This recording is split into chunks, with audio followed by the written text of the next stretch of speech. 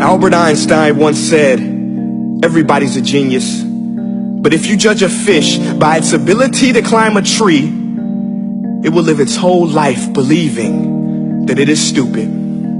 Ladies and gentlemen of the jury, today on trial we have modern day schooling. Glad you could come. Not only does he make fish climb trees, but also makes them climb down and do a 10-mile run. Tell me, school, are you proud of the things you've done?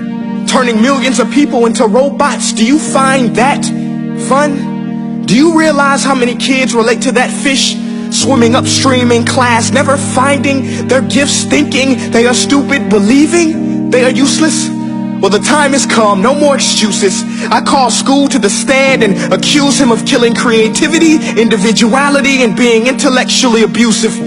He's an ancient institution that has outlived his usage.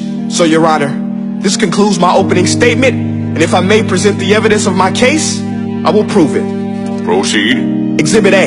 Here's a modern day phone. Recognize it? Here's a phone from 150 years ago. Big difference, right? Stay with me. Here's a car from today, and here's a car from 150 years ago.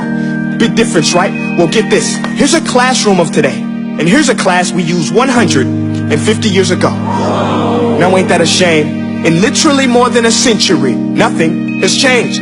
Yet you claim to prepare students for the future?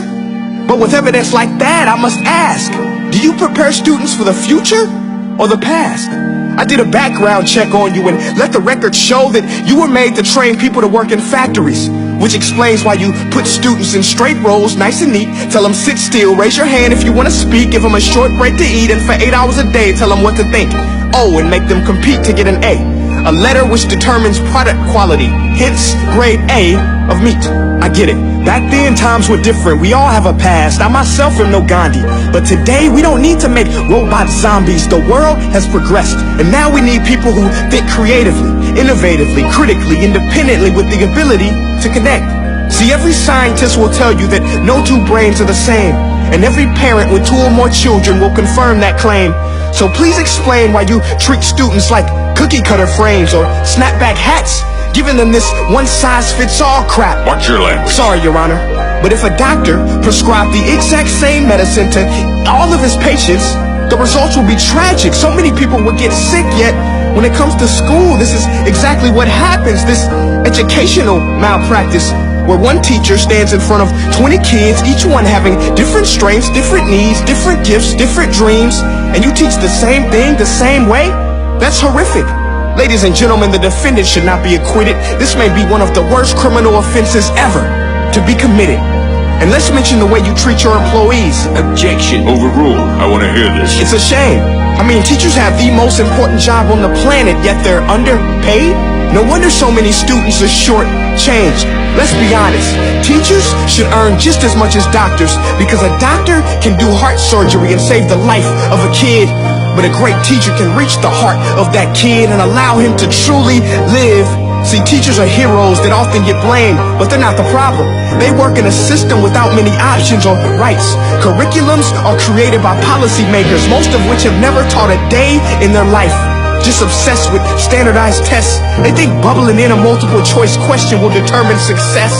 That's outlandish. In fact, these tests are too cruel to be used and should be abandoned, but don't take my word for it.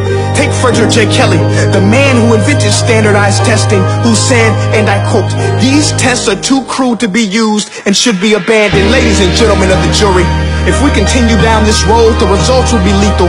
I don't have much faith in school, but I do have faith in people. And if we can customize healthcare, cars, and Facebook pages, then it is our duty to do the same for education, to upgrade and change and do away with school spirit, because that's useless. Unless we're working to bring the spirit out of each and every student, that should be our task. No more Common Core. Instead, let's reach the core of every heart in every class. Sure, math is important, but no more than art or dance. Let's give every gift an equal chance. I know this sounds like a dream, but countries like Finland are doing impressive things. They have shorter school days. Teachers make a decent wage. Homework is non-existent, and they focus on collaboration instead of competition. But here's the kicker, boys and girls. Their educational system outperforms every other country in the world. Other places like Singapore are succeeding rapidly. Schools like Montessori, programs like Khan Academy. There is no single solution, but let's get moving.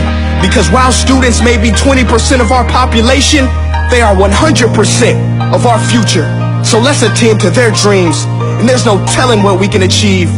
This is a world in which I believe, a world where fish are no longer forced to climb trees. I'll rest my case.